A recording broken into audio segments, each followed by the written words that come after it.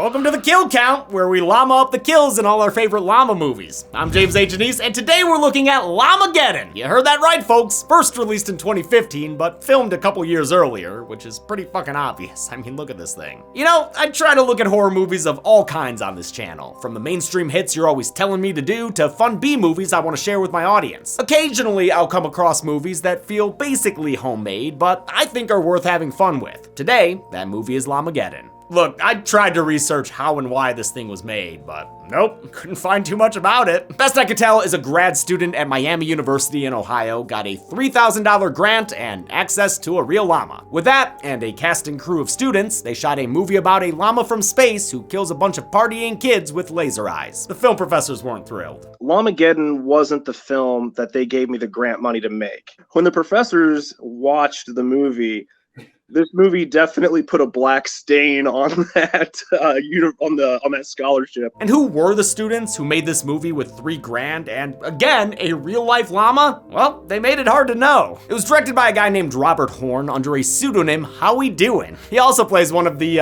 people. I won't call them characters. His pseudonym should have been Howie Can't Tell, because he don't have too much of a digital presence at all. That's also the case for a lot of his cast and crew, all of whom used fake names as well. Gooch Jesco III. What the fuck are we doing here? And why would these fine young filmmakers try to pull the wool over the audience's eyes? I didn't use that metaphor correctly, but it's simple. This movie isn't good. Like, it's not good. It's got bad acting, a dumb plot, and lots of sound problems. And it seems like the actors had to improvise without any improv skills. Report from NASA, they were tracking this and they believe it to be coming from the Orion Nebula. Well, it makes sense because it came through the northern quadrant and crash landed here, so. I think it's a pretty good assumption. I mean, confirmed, that's what happened. We never shot exactly what the script said. Llamageddon is purposefully trying to be so bad it's good, which I normally hate. I prefer my bad movies to come out of sincere effort, not knowing irony. But for whatever reason, I had a good time with Llamageddon. It's probably a blast to watch with friends, especially under certain conditions. And I've got to respect the filmmakers at least a little bit, because at the end of the day, they made a movie, one where everyone in it is super committed. They will make those dumb faces into a low wide-angle lens. They don't care, and guaranteed they were actually drinking and smoking on set. These kids aren't buying fake weed. Most they can afford are a horse mask and some explosions. Well, actually a helicopter too. No fucking idea how they swung that. The word llama begins with 2 L's. Can we find 2 W's in this pile of llama poo? Let's find out and get to the kills. The movie begins once upon a llama planet with an animated intro. It's more Leprechaun Back to the Hood than Winnie the Pooh Blood and Honey. A bunch of llamas be prepared to go invade other planets, I guess, with their creepy llama xenomorph eggs and, fascist leaders. They load into bison trailers with steel or aluminum wings and launch into space. One of them kills an astronaut when it blows up a shuttle with lasers. Secret Gravity prequel? Then the llama crash lands on Earth, smack dab in the town of Title Card. Actually, it's Eaton, Ohio, which now has a bigger problem than being a town in Ohio. They've got an evil llama problem now, and a title. Wait, another one? Okay, Card. The llama winds up on the farm of these two, who are too scared by the incoming rain to call their neighbors about the animal. Well, at least they're honest about it. Did you call neighbors about their llama? No, I did not. These people act as well as they take off their shoes, which is to say, poorly. Didn't y'all ever watch Mr. Rogers? They go to bed, but I'm sure they'll be fine unless the llama figures out how to open doors. Son of a Spielberg. The Velocilama kills them with a blood splash, like this were a cold open in Supernatural. The killer llama spaceship gets discovered by this guy. My God. But honestly, nothing really comes out of this scene, so moving on. The funeral for the cold open couple is attended by their grandkids? Wait, hold up, these two have teenage grandchildren? And this is their daughter? What is the age difference between these women? The kids are staying at their grandparents' house because of a will dispute or some bullshit. Floyd, the younger brother, is a whiny little wiener, constantly teased by his party girl older sister Mel. They see the llama when they get there, and I've gotta say, this llama rules. He was played by Louie the Llama, so good job, Lou. Inside the house, wait, yo, that's a battery charging, like a camera battery for production. Anyway, there's more teasing, and then they get all weird talking to the camera about Floyd peeing his bed. But Mom, you said you wouldn't tell anyone! on. Oh, honey, I'm sorry. What the fuck is with these "they're all gonna laugh at you" shots? And Mel's close-up doesn't even match where she is in the room. The kids wave goodbye to their mom, who exits the movie, and completely ignore the dog back there, who is also never seen again. Instead, Mel declares it's party time and calls everyone ever in existence. Hey, Dan, it's Mel. Hey, Sheila. Hey, Trish, Sebastian, Amanda, Barney. They really like this jump cut invitation gag. Hey, Ted. Hey, Emily. Hold on, Rob's on the other line. Rob, where's my fucking money? Okay, that one got me. What, then it just says time lapse? Is this supposed to be Clerks, or what are we doing here? The party gets going that night with a whole bunch of teenagers. They're doing all the drinking games, which is what you do with no-budget movies bereft of creativity. Just ask my college films, The Foiling and or Mother Lover, neither of which I will ever upload or release. I'm sorry, they're too bad. This house party has got silly faces and random conversation snippets. Just can't believe that Pluto's not a planet anymore. It's also got more Busch beer than anyone should ever have. I feel you, buddy. It's basically water. Floyd's a total dweeb at the party, and Mel conspires to get him laid to loosen him up. Her confederate is Dan, a guy who inexplicably wears a different shirt in every scene and who likes to dance with Mel to sax music.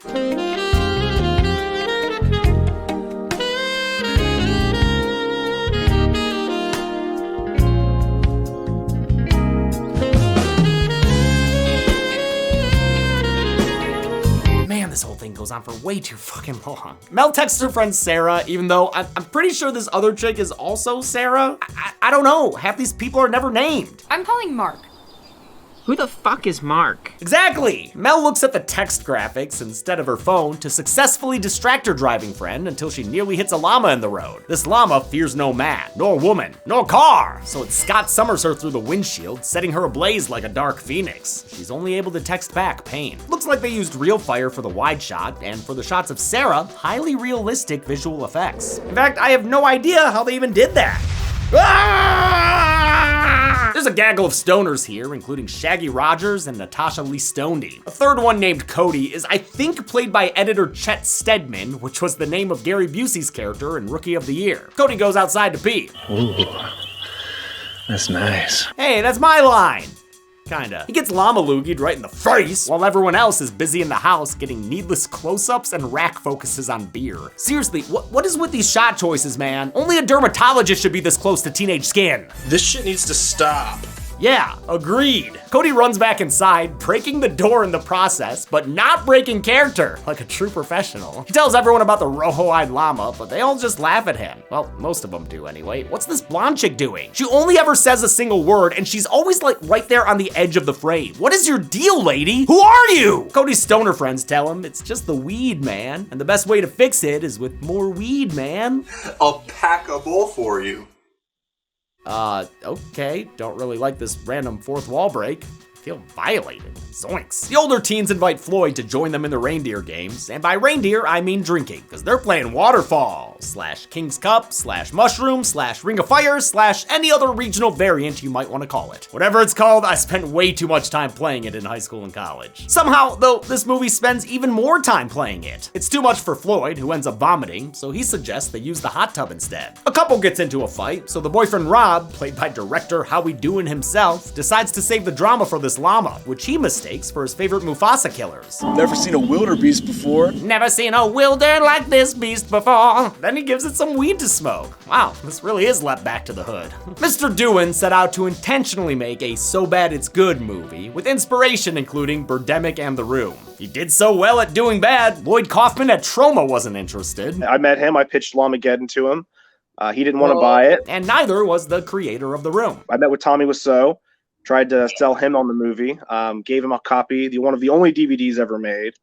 He never got back with me. The llama bites off Rob's fingers, giving us these awful action-essential blood spurts. God, Tina, eat the food, not his fingers. Then the llama punches a hole through his body, sending his still-beating heart into the arms of his girlfriend, before he's dragged away to be killed for good. His ex doesn't stick around much longer, since she's beaten senselessly within an inch of her face. The llama finally puts her out of her misery by breaking her neck. You know, these kills were kind of intense, in like a dumb way, but still. Mel's boyfriend Trent arrives, played by the man himself, Goose Gooch Jesco III. Haha, guy seems like a gooch. He's giving adopted Paul brother. He and Dan the changing shirt man have a predator handshake / muscle off. It gives us uncomfortable close-ups of their mouths, followed by close-ups of like everybody's mouths. Dear God, there are so many mouths and tongues. Ugh. We get more tongues thanks to some dueling sex scenes, but don't worry, they're PG-13. Mel and Trent get it on in the bathroom as a crew member watches from the background. Jesus, creeper jump scare in that mirror. Meanwhile, Floyd is taken into a bedroom by the second Sarah, and just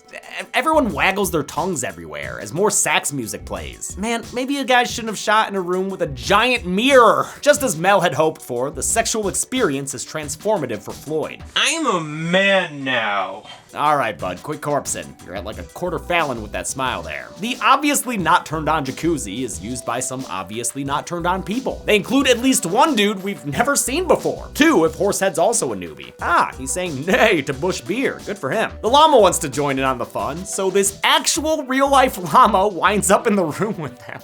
Oh, blonde lady looks so concerned about that thing. The llama is not cuidado and kills the boozy jacuzziers by tossing a radio into the water. It shocks all 5 of them to death, although some of the actors commit more than the others. Come on, Blondie! Cody walks in and sees the evil llama again, so he flees the film entirely. Dude never shows up again. Guess he had to go start that edit. 2 more idiots, Sam and Stacy, show up, and despite the literal flashing warning sign and the convulsing of their friends, dip their toes into the electric soup, getting them added to the count as well. Should have listened for the soft chime.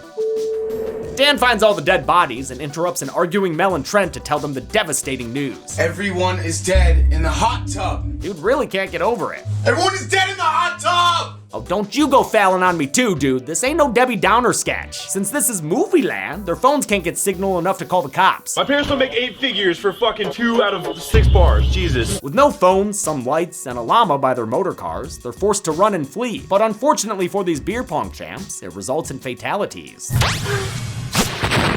Holy shit, that was amazing! And followed by a stupid amount of blood sprays from like every angle but the right one. These blood squirts look like they're from a squeeze bottle or something. Oh wait, that's actually exactly how they did it. They used a giant fucking squirt gun. The same death gag is repeated for the other guy who ran, and they're gonna keep doing that throughout the film. The llama, still standing like right there I guess, spits up a bunch of green goop that covers Trent and probably gets in his mouth. Fucking gross. It immediately begins to transform him with all the technical sophistication of an American werewolf in London. Just really, the greatest effects you'll ever see here, folks. The kids remember that landlines are a thing, and when the cops won't listen, they call their dad, who's shown to be banging a sex worker, I think. This was revealed earlier with the movie's trademark stupid close-ups. The llamified Trent enters the house, his condition shocking everyone, including himself. What is happening to me? Then this one chick wakes up. I don't know who the fuck she is, but at least this nap was established earlier. I'm pretty tired. I think I'll take a nap now. That pretty tired had huge I'm so pale energy. I'm pretty tired. I'm so pale. When she steps outside, she goes from pretty tired to pretty dead, since the llama kills her via various Hawaiian punch splashes against the front door. Now we're in the worst part of any slasher, where the survivors run from the killer through underexposed shots in the wood. Oh wait, hey, that dog is back! Oh, that good boy looks like he's having lots of fun. Yo, but wait, did they really knock down a tree for this shit? What? Anyways, Sarah trips while running, as you do, and gets killed by the llama's usual method of laser beam and blood spray. Dan and Floyd tell Llama Trent he's not allowed to hang out with them anymore, so they leave him behind to really struggle with that red eye effect. Fix your tracking keyframes, guys. I'm a fucking llama man! Not quite yet, Trent. The rest of your transformation will have to happen in another Newgroundsy animation. I guess they couldn't afford practical llama tummy tentacles. Must have spent all their money on that really important helicopter scene. My God. The kids find the llama's ride, and since Floyd is a man now, he correctly identifies it. It has wings like a spaceship. It's red like a spaceship. Great deduction skills there, Floyd. Oh, and what'd you just find there, Dan? Is that a goddamn space stick? It's a goddamn space stick. I thought so. Well, that or a wiffle ball bat wrapped in tinfoil. You know, it's one of the two. Dan briefly uses the space stick to repel the llama's attacks. But after an explosion and a noble speech, Dan is also killed via llama laser and blood spray. You get the picture by now with these kills, right? Floyd and Mel are unsuccessfully hiding in the hayloft of the barn when their dad arrives because of their phone call. And Daddy's got a gun. Not positive he's properly trained to use it, but he sure got one. He's got a gun and an appetite for space slime. The movie's most drawn-out scene unfolds as Trent screams and gives birth to several llama space eggs. It takes forever and is unpleasant in terms of both sight and sound. Wow, that guy's going full gooch for the scene. Finally, Daddy arrives and agrees to put Trent out of his misery with a single shot to the head. Yo, his eyes didn't have the red glow for a second. That was close to a kid murder, dude. Pop sees a bunch of corrupted Krias and plays Whack-A-Cusco with a shotgun. It's as easy as shooting llamas in a barn, which is not a phrase. Then he runs into the big llama and gets into a fight with that thing too. Okay, I don't know anything about guns, but that cannot be proper shooting technique. The llama dissolves the gun with its laser and beats the crap out of Dad with its hooves, then puts the guy down by taking a bite out of his neck. A big old chunk, look at that! Damn, he's not gonna be able to see his daughter Mel find some respect for her little brother Floyd. You were just this little boy to me, but now after all of this, after everything that's happened, I really am beginning to see you as a man. A little man, but a man. A man! The llama tries to interrupt this sweet moment with more death, but what's left of Dad is able to turn on a combine that pulls the llama in to squish it to death. Just a full llama guts-a-rama all up on the side there. But it's not humanoid, so it doesn't go on the kill count. Sorry, llama. Dad doesn't have much time left, but does tell his kids how to kill future space llamas. Like most living things, you run them through a combine and pretty much take care of it. With those parting words of wisdom, the dad dies from his llama hickey, and they maybe watch his soul go up to heaven, or they're just looking out for more space llamas. The movie ends with a third title card. God, that's where the budget went. The entire movie is played in sped up motion over the credits filled with fake names. An original song also recaps the movie for you, including all its finer plot points. And take a shot, then take another shot, then another shot, then another shot. Actually, I don't hate this song. Llamageddon, Llamageddon, it's the Llamageddon, motherfucker. How many people survived their extreme close-up encounters with a space-traveling camelid? Let's find out and get to the numbers. James, just wanted to let you know I'm heading out, so make sure to keep an eye on Zoran and be sure he doesn't wet the bed while I'm gone. But Chelsea, you said you wouldn't tell anyone! Oh, Zoran, I'm sorry. It's just that sometimes you get too excited when you think you might get to do a kill count for the movie Freaked. Yeah, that's not happening anytime soon. No one knows that movie. Fine, it's still not fair. Dude, just pick a normal movie. Okay, what about Night of the Creeps? Isn't that just Slither? Yes, but don't tell James Gunn that. I counted 20 kills in Llamageddon, even though I didn't know half these people's fucking names. The victims included 9 women and 11 men, giving us a nearly even pie chart that we've actually never seen on this show before, so good job, Llamageddon, I guess. With a runtime of 69 minutes, which, yes, was intentional, we had a kill on average every 3.45 minutes. I'll give the golden chainsaw for coolest kill to the partygoer who ran for it, only to be exploded into a fireball. This shit was hilarious, and the blood sprays were funny until they became overused. Dull machete for lamest kill will go to Sam and Stacy, who got into an electrified hot tub without even an ounce of rationale behind it. And that's it. Llamageddon came out in 2015 on Amazon, which initially listed its digital price at $1 million for standard def, $1,000,099 for HD. The price came down after a few days, with the publicity stunt successfully earning the movie some attention. Then this year, in 2023, an Indiegogo was launched to fund a sequel called Apocalypse, which came with a teaser trailer. They hoped to raise $1 million, but only got about $2,500 before shutting down the campaign, possibly due to controversy, since director Howie Dewin tried to make the movie without the original team or his co-creators. So much llama drama. Until next time, I'm James A. Janice.